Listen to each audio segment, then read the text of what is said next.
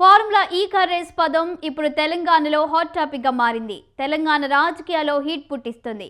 కొన్నాళ్ల పాటు సైలెంట్ మోడ్లో ఉన్న ఫార్ములా ఈ కార్ రేస్ తాజాగా కేటీఆర్ విచారణతో మళ్లీ కదలిక వచ్చింది.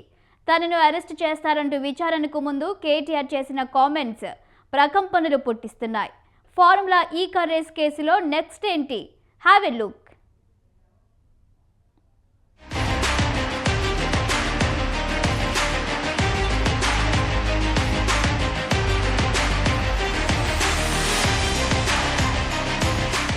ఫార్ములా ఈ కార్ రేస్ కేసులో మాజీ మంత్రి బీఆర్ఎస్ వర్కింగ్ ప్రెసిడెంట్ కేటీఆర్ ను ఏసీబీ అధికారులు మూడోసారి ప్రశ్నించారు.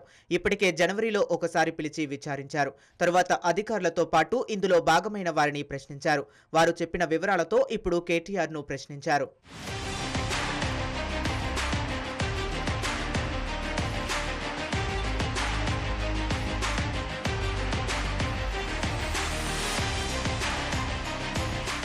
అడ్వకేట్ రామచంద్రరావుతో కలిసి ఏసీబీ విచారణకు కేటీఆర్ హాజరయ్యారు. కేటీఆర్ ను 6 అధికారుల బృందం సుదీర్ఘంగా విచారించింది.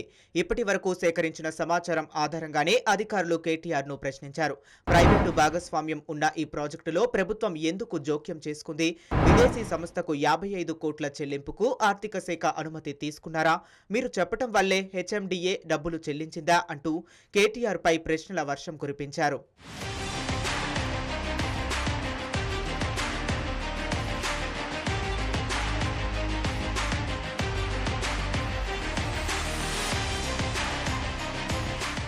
ఫార్ములా 1 ఈ కార్ రేస్ ఒప్పందాల వివరాలు, స్పాన్సర్షిప్, ఎంత పెట్టుబడి పెట్టారు, ఎంత నష్టం వాటిల్లిందనే దానిపైన ఏసీబీ విచారిస్తుంది. ఇప్పటికే అరవింద్ కుమార్, బిఎల్ఎన్ రెడ్డి, కేటీఆర్లను ఏసీబీ విచారణ జరిపి స్టేట్మెంట్ను రికార్డ్ చేసింది. వారి స్టేట్మెంట్ ఆధారంగా కంపెనీ ప్రతినిధులను ఏసీబీ విచారించింది. అలాగే ఈ కేసులో అనుబంధ కంపెనీలకు కూడా నోటీసులు ఇచ్చింది.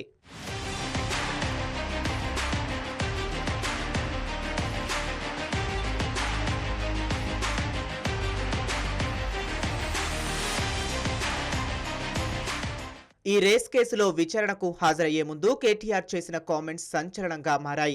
అక్రమ కేసులకు భయపడేది లేదని చెప్పిన కేటీఆర్ ఈ కేసులో అవసరం అయితే తనను అరెస్టు చేస్తారని కూడా కామెంట్ చేశారు. 6 నెలల నుండి విచారణ జరుగుతున్నారని, ఏం తేల్చుకోలేకపోయారని ఎద్దేవా చేశారు. ప్రశ్నించడం బంద్ చేస్తామనుకుంటే అది కాంగ్రెస్ ప్రభుత్వం యొక్క అవివేకం, అజ్ఞానం అవుతుంది తప్ప ఇంకోటి కానే కాదు. పెద్దలు కేసీఆర్ గారిని, పెద్దలు హరీష్ రావు గారిని కాళేశ్వరం కమిషన్ ముందు కూర్చోబెట్టి మీరు పైశాచికానందం పొందొచ్చు. ఇవాళ ఏసీబీ ముందుకి విచారణకు పిలిపించి కొంత మానసికంగా రాక్షసానందం పొందుతూ ఉండవచ్చు. అవసరమైతే అరెస్ట్ కూడా చేస్తారు కావచ్చు. కానీ ఒకటి పక్కా, తెలంగాణ కోసం గతంలోనే జైలుకు పోయి వచ్చిన వాళ్ళం. హైదరాబాద్ బ్రాండ్ ఇమేజ్ను పెంచే ప్రయత్నంలో భాగంగా హైదరాబాద్ బ్రాండ్ని కాపాడే క్రమంలో తీసుకున్న ఒక నిర్ణయం వల్ల మళ్ళీ జైలుకు పోవాల్సి వచ్చినా భయపడేది లేదు. ఒకసారి కాదు, 100 సార్లు అయినా జైలుకు పోతాం, కానీ వదిలిపెట్టాం కాంగ్రెస్ ప్రభుత్వాన్ని, కాంగ్రెస్ పార్టీని. హైదరాబాద్ లో 4 సంవత్సరాల పాటు ఫార్ములా ఎలక్ట్రిక్ కార్ రేస్ నిర్వహణకు సంబంధించి FEO Ace Next Gen private limited కలిసి పురపాలక శాఖ 2022 అక్టోబర్ 25న త్రైపాక్షిక ఒప్పందం చేసుకుంది. ఈ ఒప్పందం మేరకు 2023 ఫిబ్రవరి 10, 11 తేదీల్లో ఫార్ములా ఈ కార్ల రేస్ సీజన్ 9 నిర్వహించింది.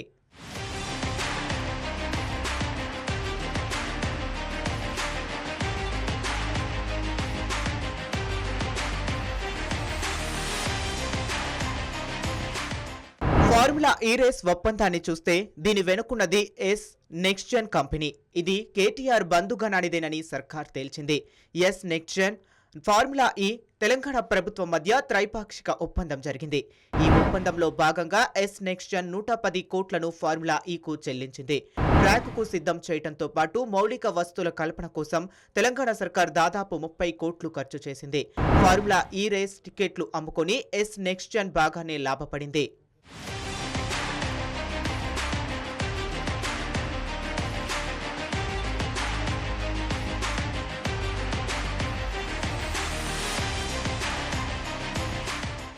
2023 నవంబర్ 30న జరిగిన రెండో ఒప్పందం నుంచి వ్యూహాత్మకంగా ఎస్ నెక్స్ట్ జెన్ తప్పుకుంది.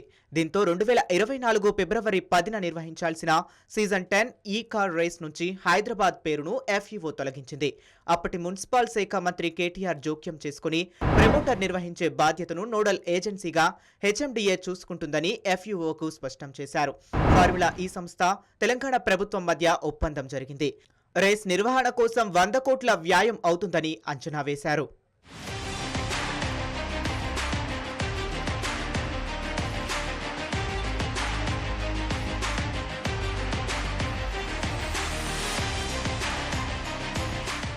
ఈ ఒప్పందంలో భాగంగా 110 కోట్లకు గాను తొలి విడతగా 55 కోట్లను తెలంగాణ ప్రభుత్వం తరపున HMDA చెల్లించింది.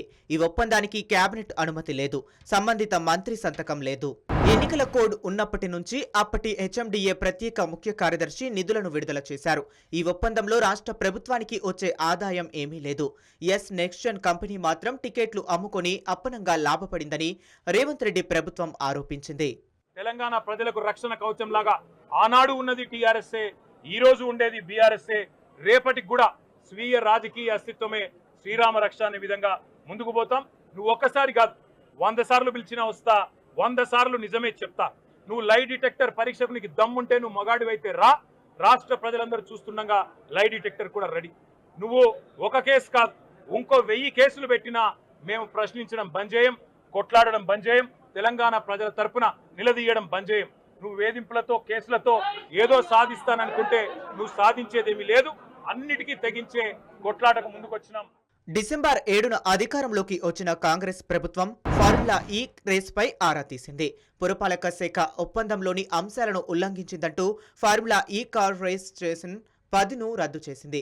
అసెంబ్లీ ఎన్నికల సమయంలో ఆర్థిక శాఖ అనుమతి లేకుండా 55 కోట్లను విదేశీ సంస్థకు HMDA ద్వారా చెల్లింపులు చేయటాన్ని తీవ్రంగా పరిగణించింది. అరవింద్ కుమార్ను పురపాలక శాఖ నుంచి బదిలీ చేసింది. నిధుల చెల్లింపులో జరిగిన ఉల్లంఘనలపై వివరణ ఇవ్వాలంటూ ఆయనకు ప్రభుత్వ ప్రధాన కార్యదర్శి శాంతికుమారి మెమో జారీ చేశారు.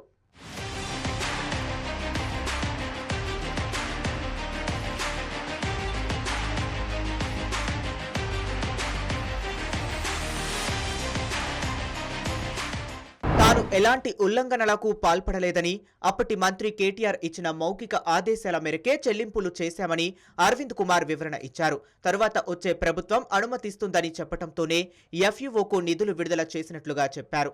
ఈ నేపథ్యంలోనే ఫార్ములా ఈ రేస్కు సంబంధించి ACB విచారణ చేయాలంటూ పురపాలక శాఖ ముఖ్య కార్యదర్శి దానా కిషోర్ లేఖ రాయగా ప్రభుత్వం అనుమతిచ్చింది. ACB జాయింట్ డైరెక్టర్ స్థాయి అధికారి నేతృత్వంలోని అధికారులు ఫార్ములా ఈ రేస్ అంశాన్ని తిరుగుతోడుతున్నారు.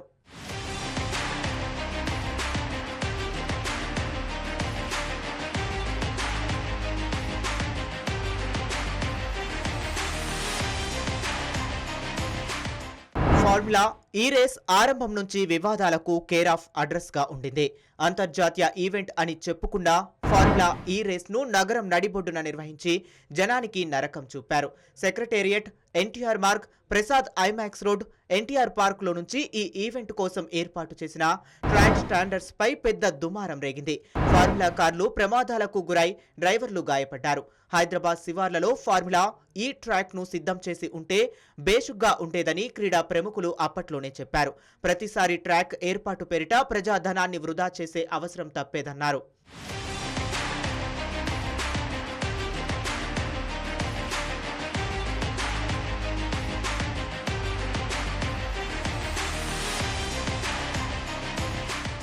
కాంగ్రెస్ ప్రభుత్వం వచ్చాక ఫార్ములా ఈ రేస్ రద్దయింది. ఈ రద్దుతో హైదరాబాద్ బ్రాండ్ ఇమేజ్ పడిపోయిందని, ఎంతో కష్టపడి ఇష్టపడి అంతర్జాతీయ ఈవెంట్ ను తాము తెస్తే రేవంత్ సర్కార్ తీరుతో గంగపాలు అయిందని కేటీఆర్ సహా బీఆర్ఎస్ నేతలు అప్పట్లో విరుచుకుపడ్డారు. దీనికి రేవంత్ సర్కార్ కూడా గట్టిగానే కౌంటర్ ఇచ్చింది. మొత్తానికి ఫార్ములా ఈ కార్ రేస్ కేసు విచారణలో ACB ఏం తేలుస్తుందన్నది ఆసక్తిగా మారింది.